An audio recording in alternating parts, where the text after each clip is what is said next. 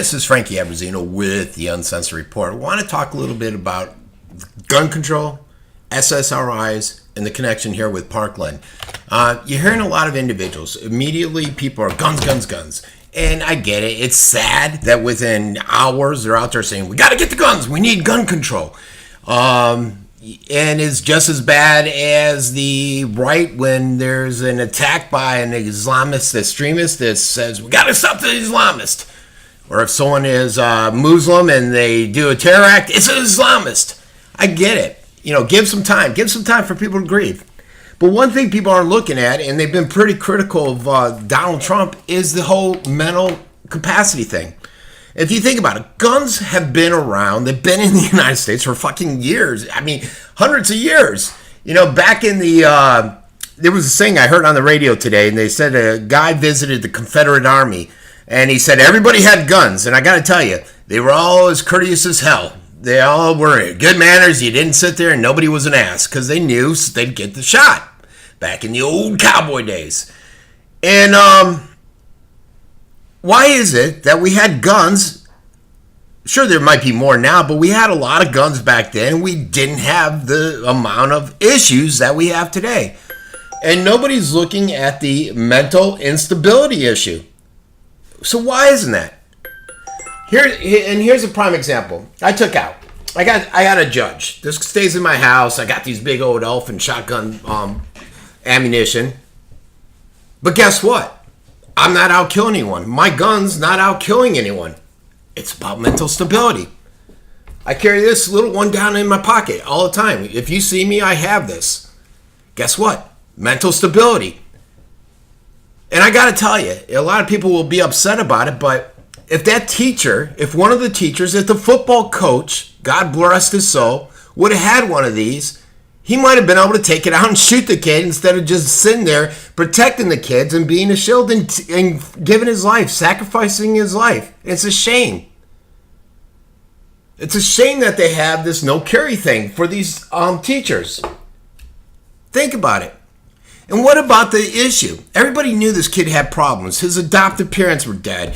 It's obvious he was on some kind of SSRIs. And the impact they have on him. I listened to a lady today, actually yesterday, and you can check out her site, ssristories.org. And she went in, and this was a lady that was for Andrea Yates. If y'all remember her, she's a lady that went in, she drowned her kids.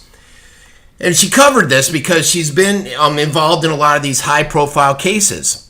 And with Andrea Yates, she said it's what a lot of people didn't know is she was a nurse and all that stuff, and she was on all these drugs, these SSRIs.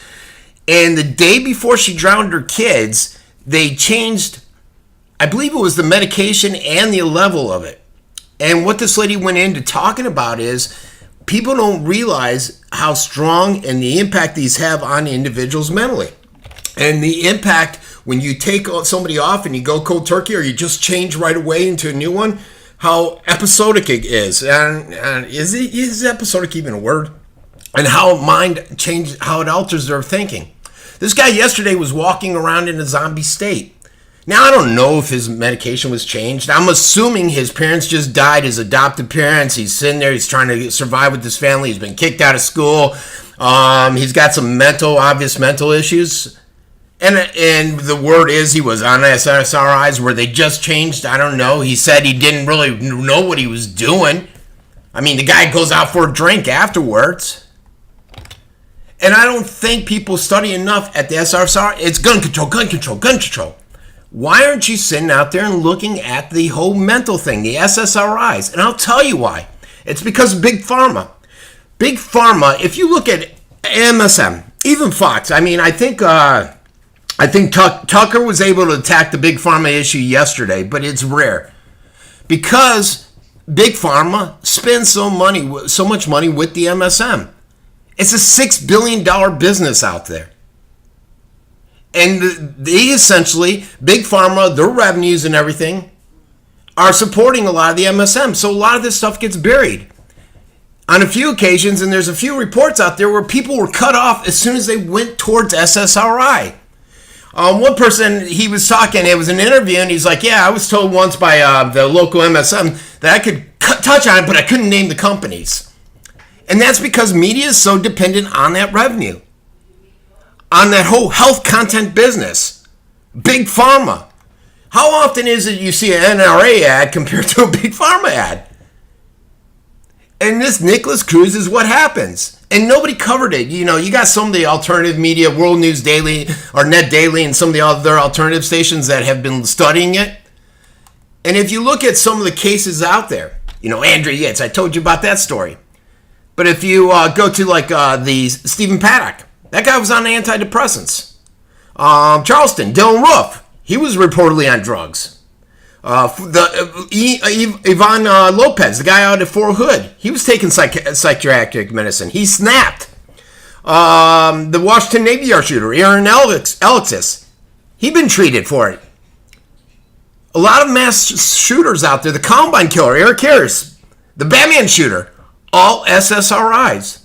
So how can you sit there and say it's possibly there's no link? Now, a lot of people are out there and say, well, I'm on an SSRI and I'm not killing them. No, and not everybody's body's the same, you freaking moron. You get trolls out there that say that.